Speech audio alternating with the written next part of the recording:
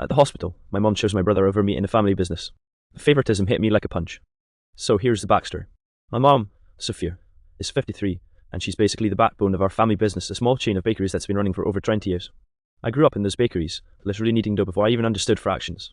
My brother, Daniel 35, on the other hand, dipped in and out of the business whenever it suited him. He always had other big ideas that never worked out, failed startups, crypto nonsense, even a short-lived food truck. But whenever he crashed and burned, Mom was always there with open arms. Now, fast forward to last month. Mom had a sudden health scare. She fainted at work and got rushed to the hospital.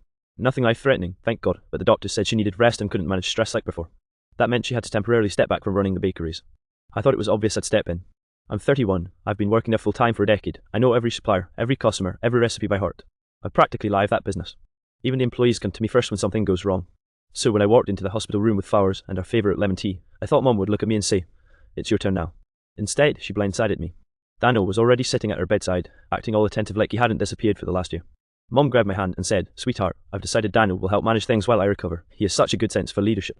I swear, my jaw nearly hit the floor. I laughed nervously, thinking maybe she was joking. But no, she doubled down. "Daniel has vision," she said, squeezing his hand. "You're amazing with the day-to-day, but he'll take us to the next level." I couldn't even process it. Vision? This is the same guy who once ordered 200 pounds of almond flour because he thought we should pivot to gluten-free process, then ghosted when the experiment tanked. "Mom," I said, trying to stay calm, "I've been running the bakery with you for years. Daniel hasn't even shown up in months." Daniel just smirked at me like a smug teenager. "Maybe she sees something in me you don't," he said. I wanted to scream. The audacity. The favoritism was so blatant I felt like a little kid again, being told to share my toys while Daniel got new ones every Christmas. The kicker? Mom wanted me to train him. Just for a few months, she said softly, like it was no big deal. Until I'm back on my feet. I left that hospital room shaking with anger, my chest tight. Employees had already texted me asking who to report to. And I didn't know what to tell them because my own mother had just chosen my brother, again, over me. The first week Daniel took over was an absolute circus.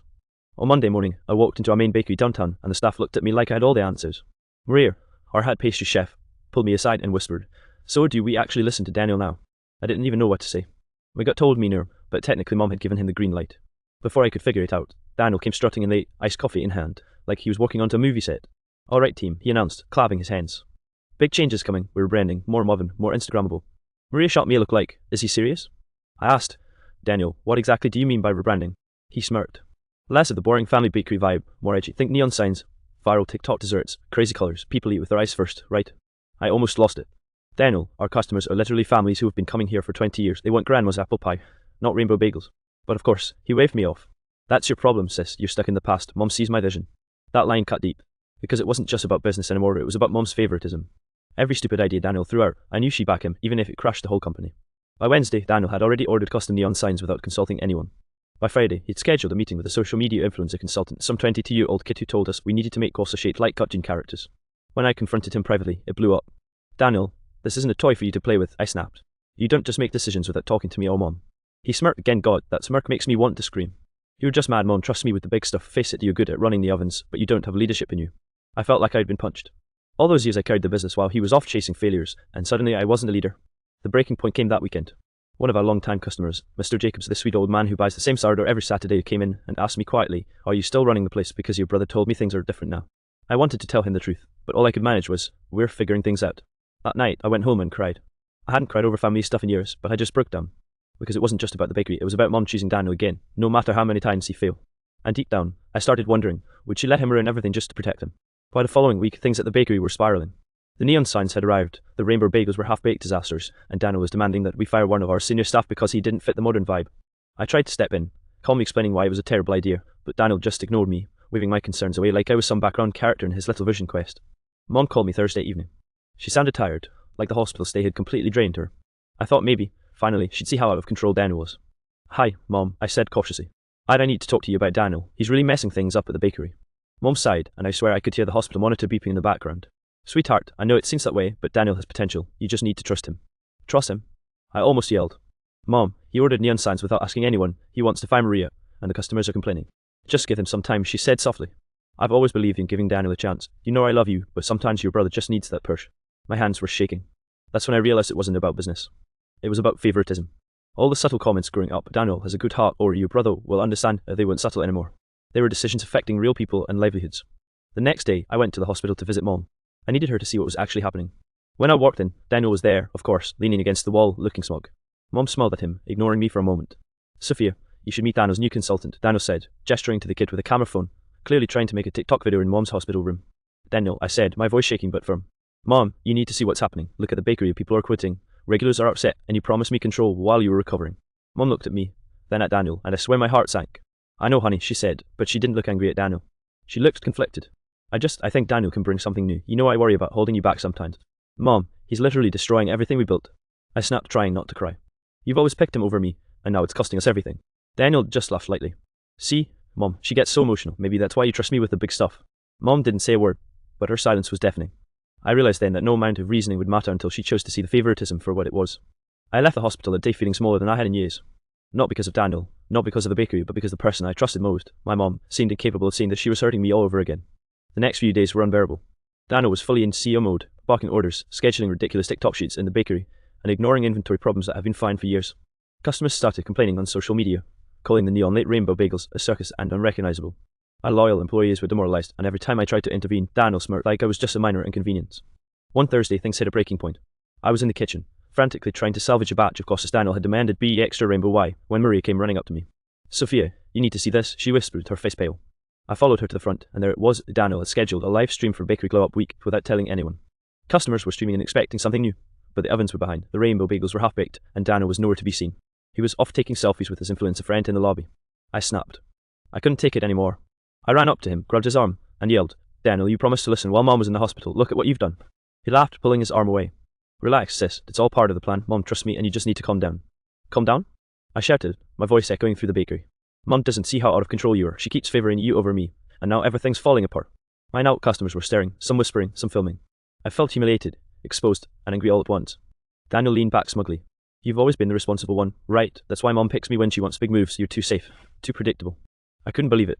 Too predictable. All those nights I stayed late, all those years of running the business when Daniel was off chasing nonsense, it didn't matter. She'd still choose him. At that moment, Maria stepped in, her voice shaking but firm. Sophia's right. This is chaos. They're ruining everything. Daniel, and Mom isn't here to see it. Maybe it's time someone actually runs the bakery responsibly.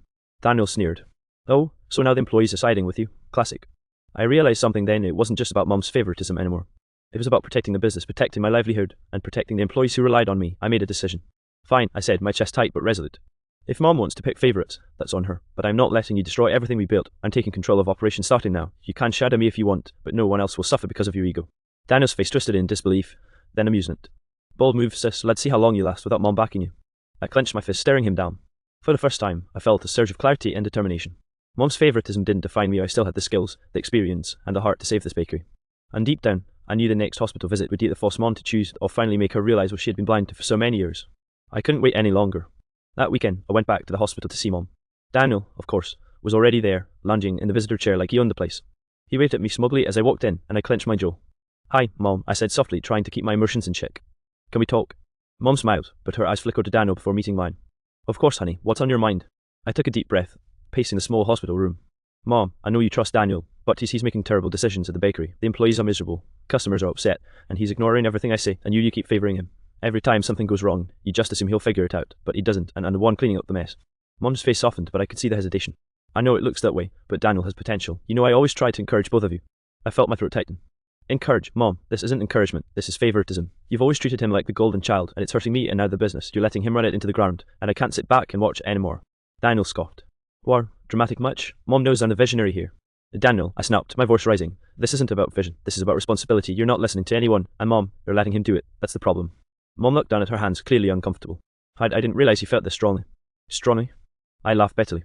Mom, I've carried this business for years. Daniel shows up when it's convenient, and suddenly you hand him the reins while I'm left cleaning up neon-coloured chaos. It's not fair, and it's not just about the bakery, it's about how you see us. You've always favoured him, and it's breaking me.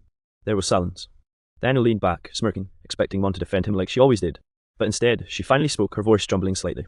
Sophia, I didn't realize how much I was hurting you. I thought I was giving Daniel a chance, but I see now I've been unfair. You've been the backbone of this family and this business, and I need to acknowledge that. I blinked, stunned. Part of me wanted to cry. Part of me wanted to yell in relief. Daniel looked shocked, his smirk fading. Wait, what? Mom nodded at me. I need to trust you with the bakery. Daniel, I think you need to step back for a while. Sophia has proven she can handle this, and I've been blind to my favoritism. For the first time in years, I felt a weight lift off my shoulders. Mom wasn't perfect, but she saw me. Really saw me? Daniel huffed, but didn't argue. I think he finally realized he couldn't manipulate Mom anymore. I hugged Mom tightly. Thank you, I whispered. I just needed you to see me, not him. Mom hugged me back, squeezing me like she was making up for years of imbalance. I see you now, sweetheart. I promise I'll do better. For the first time in a long time, I felt like the family and the business might actually survive this favoritism storm.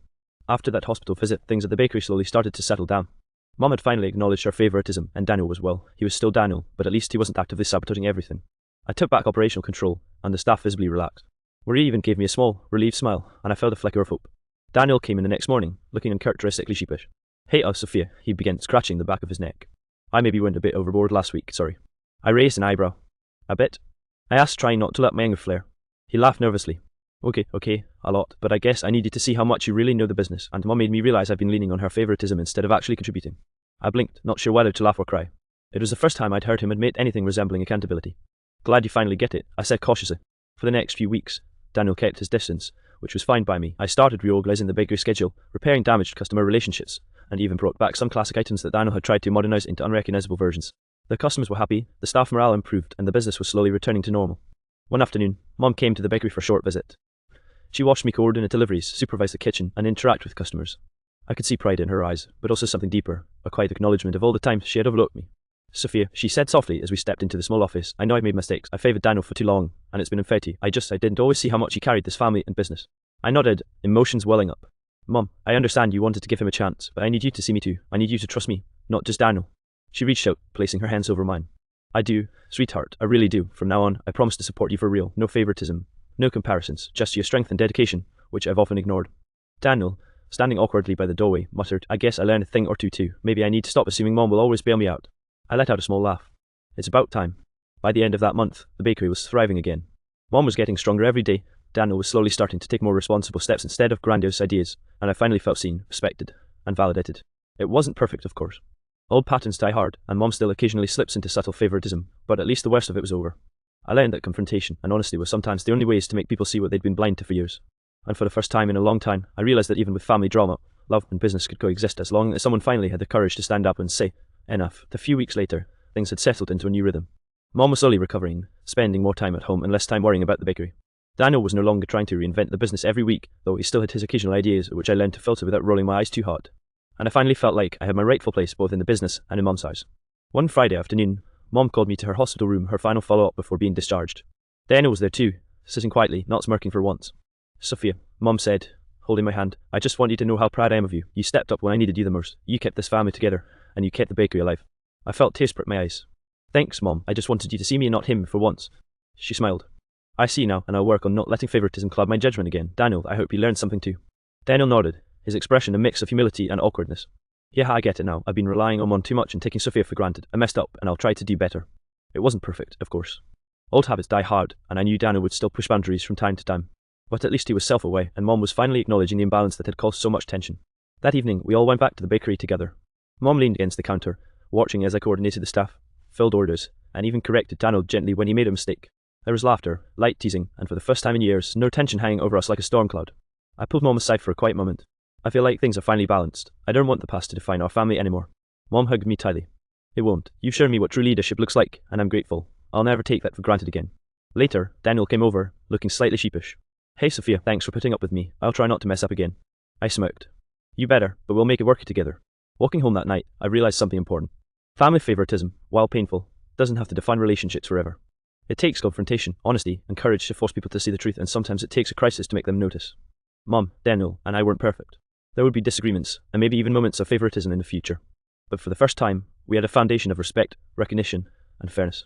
And for me, that was more than enough. Sometimes the hardest battles aren't with competitors or business rivals, they're with your own family. But facing them head on can save not only your business, but the relationships you care about the most. And that night, for the first time in years, I went to bed feeling like the family I wanted a flawed, messy, but finally fair was possible.